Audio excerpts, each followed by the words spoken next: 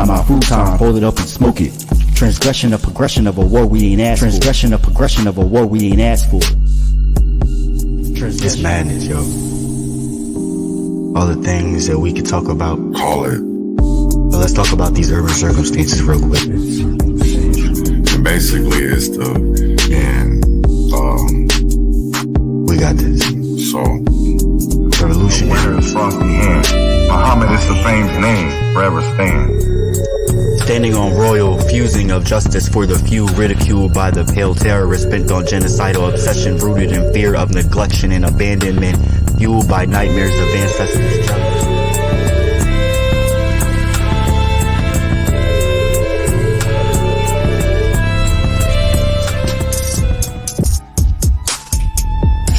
because at the end of the day, I still want to be able to I don't dislike George Washington. The kind of friends I think all friends should be like my friends. My friends are the kind of friends I think everyone needs. My friends see the things at times I don't see. My friends hate the police.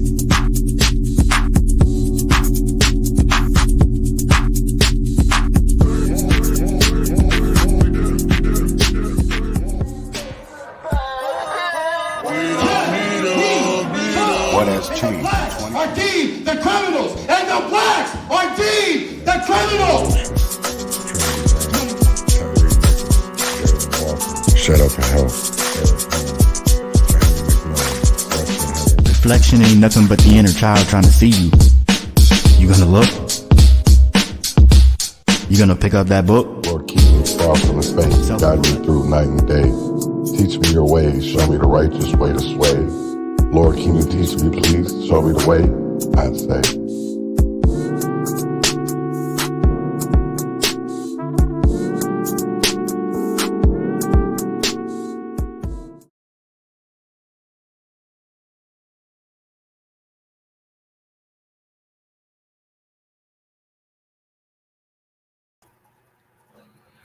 Good morning, good morning, good morning, good morning, good morning, and grand risings, everyone. Today is Wednesday, November 22nd. Turn off this. So the past 2 days, we have been talking about the fall of Minneapolis. And we're going to continue that today. Today's the final day. We'll be talking about the fall of Minneapolis. And I'm sure that, further down the road, this conversation, parts of it will come back up. But before we get into that, I want to get into a couple of things today. I want to get into a story of the Sheena Hill. I think this is a very important story, one that people need to pay attention to, especially paying attention because this family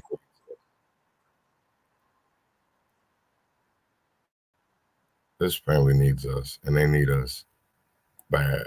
And it's not just them. And I want people to know it's not just one family, because we're still out here fighting for other families that since George Floyd, Jalen Walker, Muhammad Issafain, Eric Holmes, Richard Risher, so many names. And we just keep on adding to the list and adding and adding and adding. So I want to get into this story. And I'm going to play this. I want you guys to listen. So please say her name, share her story, learn her story, know her name, and just let me shut up.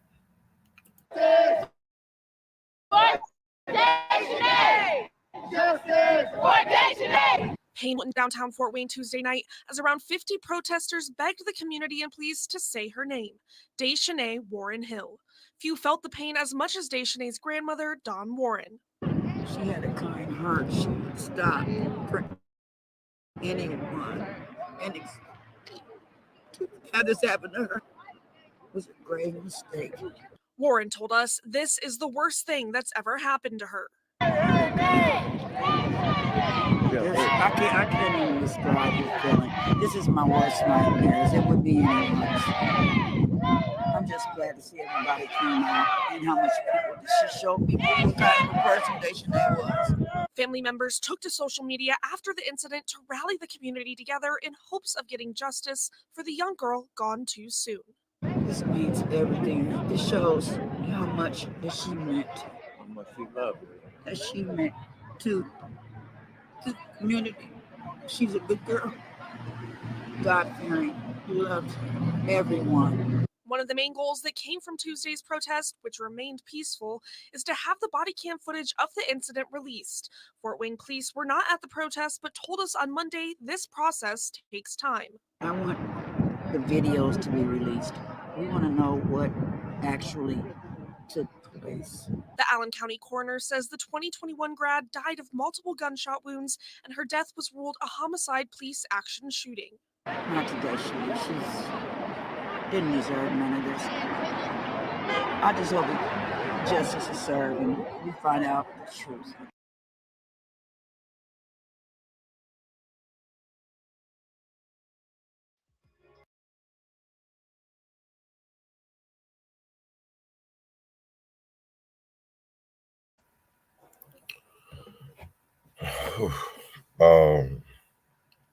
You know, for people that don't know Daisha's story, she was running from a domestic violence situation, and the Fort Wayne Police Department opened fire.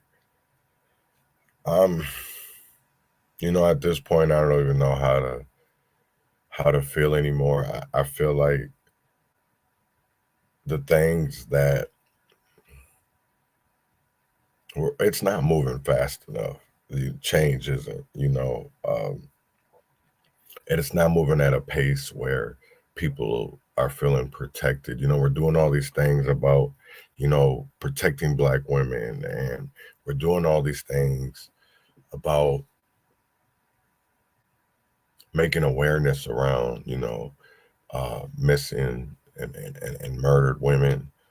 But yet it still happens every day. What are we really doing about it? We're not preventing anything. We're not preventing death. We're not preventing overdoses. We're not preventing homelessness. We're not preventing anything. We're not even promoting peace. We're not even promoting unity anymore. Their country is so divided when it comes to everything between education, healthcare, public safety, housing. You know, we're such a divided country, and it's sad to see. It really is. It's truly sad to see. I want to get into a little bit today. Well, not even a little bit. I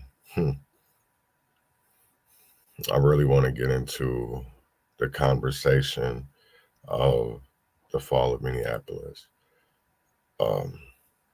There is some other things that I want to as well point out, and it's not just oh, here's what I'm looking for his page. It's not just about Derek Chauvin. This is about a police department that has been for years. You know what I'm saying? Chauvin isn't new.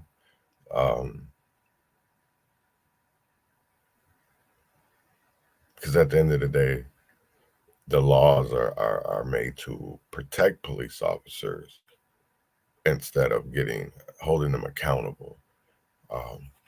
And our system has been like that for years, you know, and, you know, since we want to go back and everybody wants to do different things of comparing. I'm gonna do a little comparison myself. You know, I look back in history and I think back until the time I'll go until 1989, when I was 12 years old, and then I think about today's times, um, and I see a lot of I see a lot of similarities to Rodney King, which was on a video. Um, but then you go to George Floyd, and we talk about the Facebook Live video. A lot of the talk now is more on body cam footage, is more on autopsy, the medical examiner's reports, things like that. It's not so much more about the video. But we've had other live videos that we've seen. We've seen Philando Castile, Brian Quinones. I watched the Facebook Live of Brian Quinones, and I remember that clearly. I didn't know what was going on. I just seen somebody that I don't even remember who shared it. But I clicked on the video and was listening to Nipsey. Nipsey was big at the time. This is when the marathon continues, or Victory Lap, I think the album was. I don't know. It was right before. But this album was big. This is when basically Nipsey was big. Before, to me, Nipsey was big, but it was like to everybody else. This is when Nipsey took the step above it, and was recognized as, a pioneer in the rap game. But that's what he was listening to. And I could see a situation where, you see lights behind, and then you see him get out of the car, and then you hear gunshots. A lot of people think about, will remember, where they were at on 9/11. I remember where I was at 9/11. Something I would prefer to forget. But I remember where I was at on different occasions of things in my life that really bring a significance for me.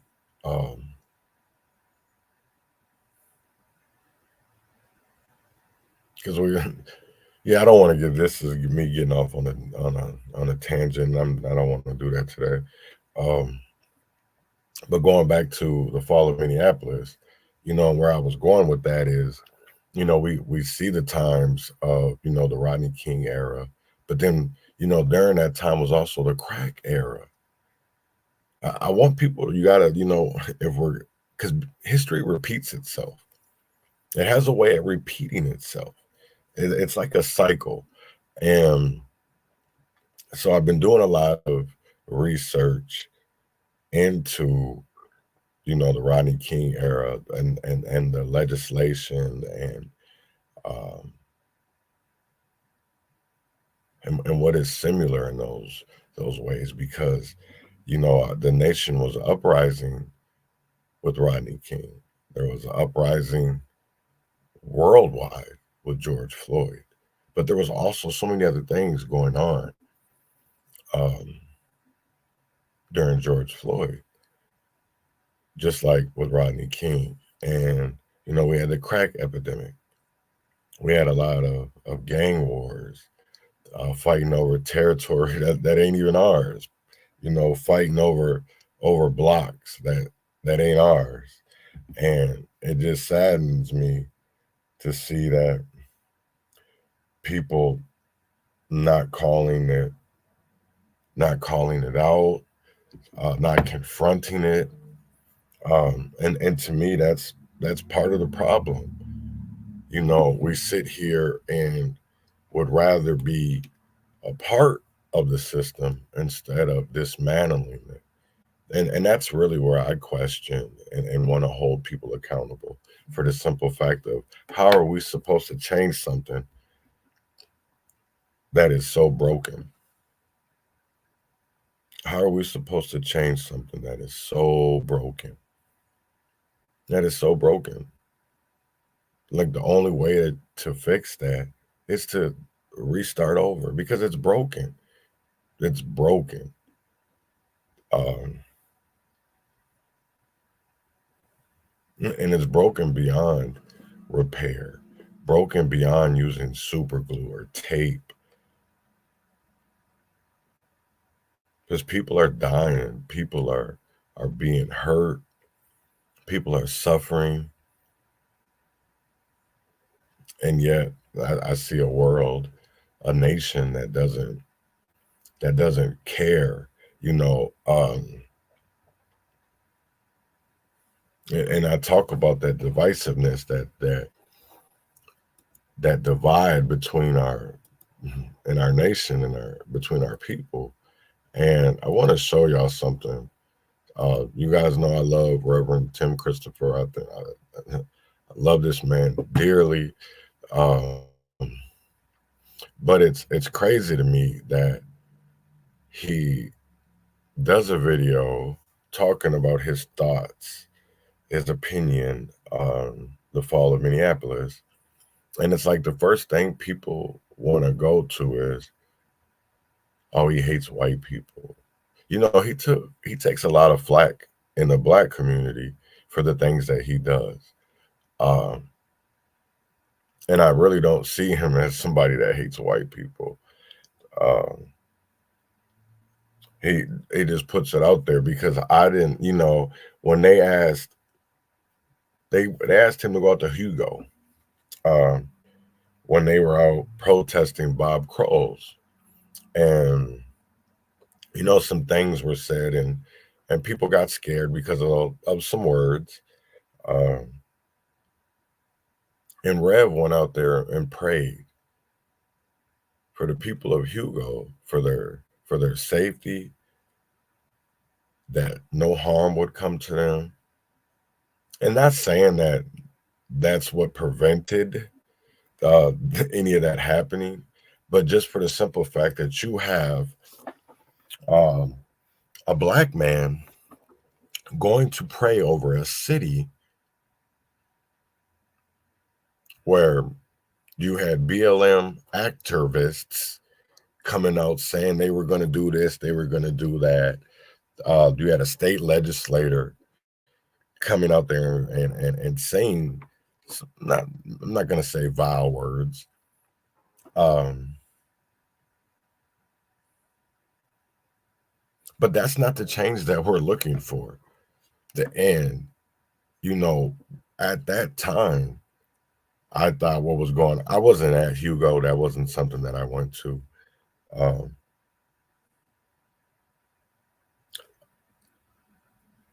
I felt that why they were in Hugo was good for good reasonings. I felt like it was something that needed to be done. But now I really second guess that because my whole outlook on protests is different now, anyways. Because I feel like we're just repeating history again. Because I don't feel like we're ever going to get changed that way. I feel like the only way we're going to get change is by educating, right? Is by paying attention, is by actually giving a fuck what goes on around us. That's the only way that I actually see true change and reform coming. Is because you look at, you know, they say that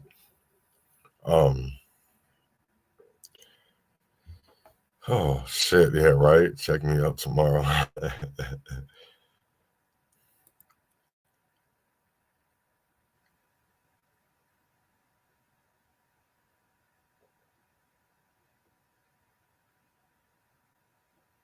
So, oh my bad, I was just reading this, but that's the reason why it's like when you come out and you speak on, you know, certain things and certain issues, people take that shit a certain way.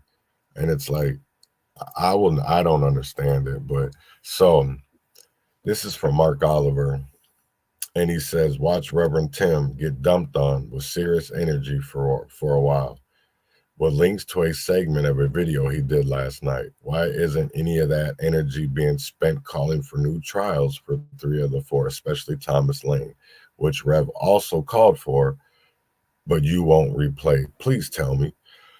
That is my exact thoughts. You know, for them to come out and say that he hates white people, the man is asking for a white officer to be released, or at least a new trial. And that's what's crazy to me is they take these little sound bites and they use them against us, and that's crazy to me. So this person took a clip of my live stream, one that I was speaking on about the hate tweets about black people's after the fall of Minneapolis came out. I will rip it up. Yeah. Oh yeah, I'm definitely good. So that's tonight. And if you're on Twitter, you should follow Reverend Tim Christopher. You know, not everybody has the same opinion, but I do believe that we should give both sides, and I do believe that we should listen to people, regardless of how we may feel, because everybody has an opinion, everybody has a different experience, a perspective, and I think that is valuable to where we need to be in life at this point. Reverend Tim Christopher, who is certified in Black liberation theology, says Derek Chauvin is paying the price for cops found not guilty by a jury of their peers. Whew. Wow, they be tripping. Wow, that's crazy. I don't know. That group's got me blocked, so I can't even see the post. Which I don't even care who's got me blocked anymore and who doesn't. This one really tripped me out because they tried to compare Rev to Al Sharpton, and that's wow. I couldn't believe that, because you're literally one worships Satan and evil and lies, while the other one, Reverend Tim Christopher, follows in God's footsteps, follows God's law, rule, wishes. He loves all. Isn't it out here hating on anybody? He's out here trying to unite our community. And I, you know what's crazy is, I guarantee it, you would give Reverend Tim Christopher the money that Reverend Al Sharpton has, and I guarantee it, there would be two different. You wouldn't even know a Reverend Al Sharpton if he was doing the work that Reverend Tim Christopher was doing, right? We wouldn't know because of the fake shit that he does. That would literally be like a Cortez Rice or a Frank Nitti. We wouldn't even know nothing about Al Sharpton, right? And at the end of the day, if Reverend Tim Christopher was doing the work that he was doing with Al Sharpton's money, we wouldn't know about Reverend Tim Christopher either. He wouldn't be in that spotlight. He wouldn't be a token for the Democrats, for these so-called alleged white supremacy that everybody wants to talk about. Because he's about Black liberation. He's about us looking in the mirror and calling us out. And that's what I love about Reverend Tim Christopher, because he speaks the truth. And I know people don't want to hear it. I know people don't like hearing it.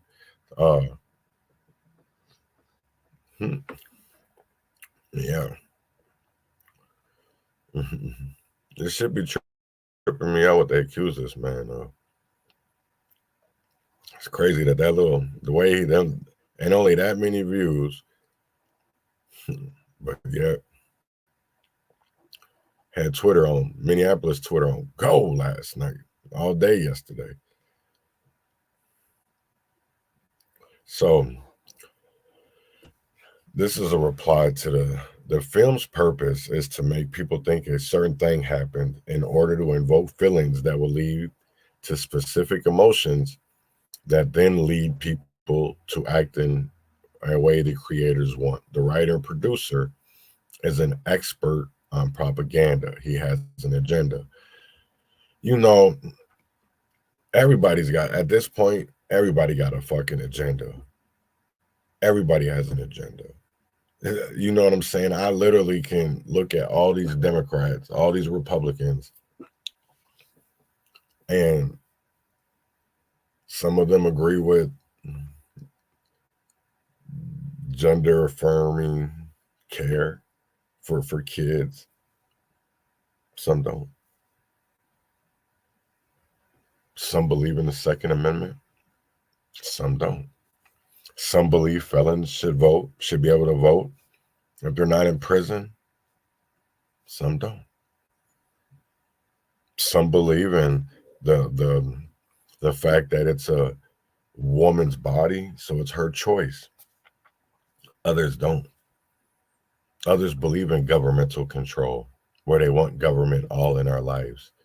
They want government control, right? Because they don't want a world of free thinkers. They don't want a world of people that are self-sufficient, because we're slaves. There's no difference.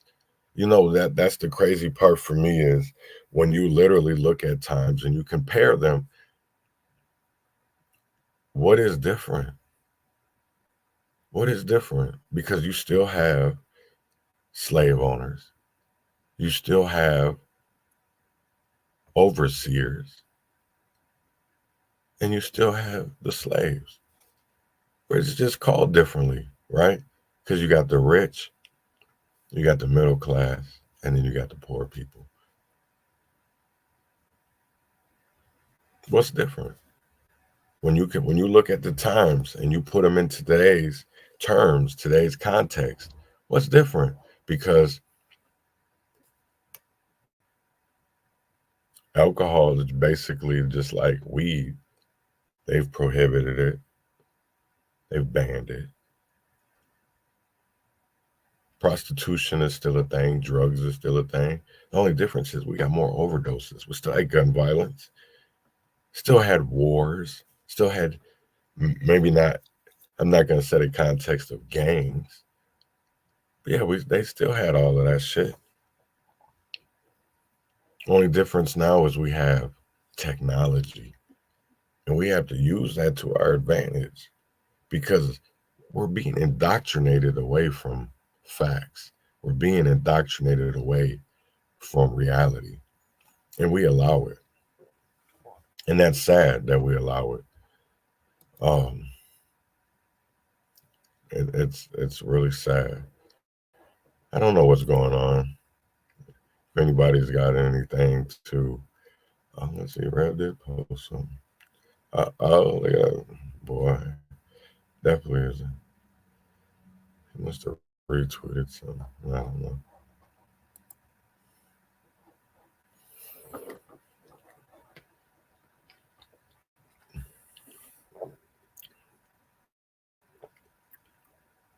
Yeah, it isn't causing a shitstorm on Twitter today.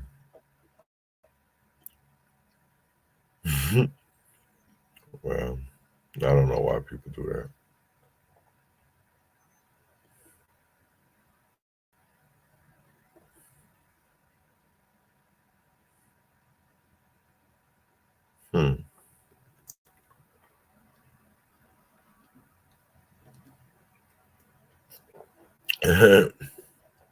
Wow.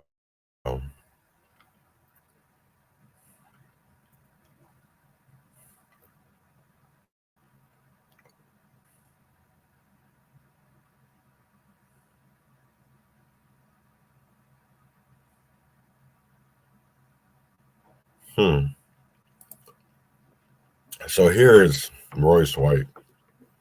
Thinking, I don't know what to really think about him, but I like I said, I listen to everybody. So and I try to understand their side.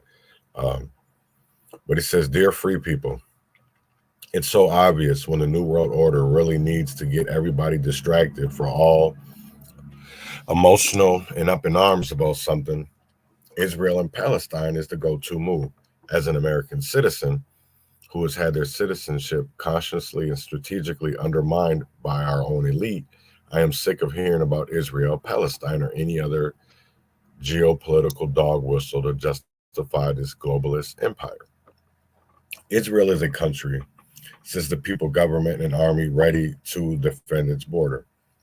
That's what effectively makes you a country, not to mention its recognition by the countries. I personally have a huge problem with the way BB spoke about using America at his will. I have a problem with how BB and the Israel government at one point breathed life into Hamas as a political attempt to delegitimize the PLA. And most of all, I don't like how this whole settler thing became widely accepted. Palestine is a place, says the Roman Empire, of which most of the Westphalian nation state system, the West, draws its lineage and geopolitical structure. Palestine has people who are willing to fight, kill, and die for their beliefs, which we all should be ready to do if we feel oppressed or subjugated. That's an American value, one we've had systemically squeezed out of us by any number of political mechanisms in the West or America. However, if you kill innocent people, you are not innocent, no matter what. I have a problem with most of Hamas's general outlook on life in the world, but most importantly, anybody who openly says death to America are sympathetic to such sentiments wants a war, and they're going to get one. Who are we to save everyone from their own? I don't know what that word is. And not at expense of our own people. I'm exhausted by this whole deal, but that feeling is nothing to what people of Israel and Palestine must feel. Everybody sitting back with their opinions from a distance are falling into the trap, in my opinion. The threat of globalism is the greatest threat we face. China is honored by our elites, no protests. So I know it's not about human rights. Or maybe you didn't know that took place. But most importantly, who is the most dangerous? This is dangerous to our constitutional rights I've seen in my life since the Patriot, which we use to justify war in the Middle East, but more importantly, a silent war on Americans. Wake up. Morpheus. Interesting take. Interesting take. Very interesting take. Very interesting take.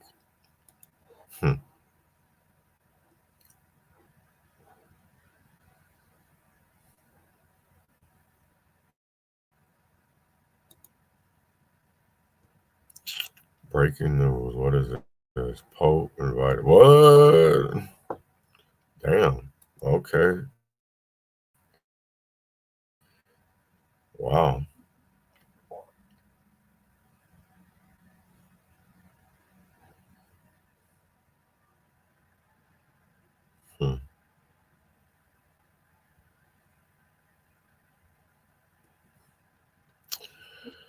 I don't know. You guys just keep aware of what's going on. I'm gonna get out of here. I will be back today at noon. I do have I will be having Robert Davis, a wrongfully convicted American citizen who has rights, and innocence should be enough to overturn a conviction. And with that being said, tune in at noon, 1 Central. Win or fail, freedom or jail, heaven or hell, wish me well. Every day, fighting for my life. Every day, fighting for my life. fighting for my life.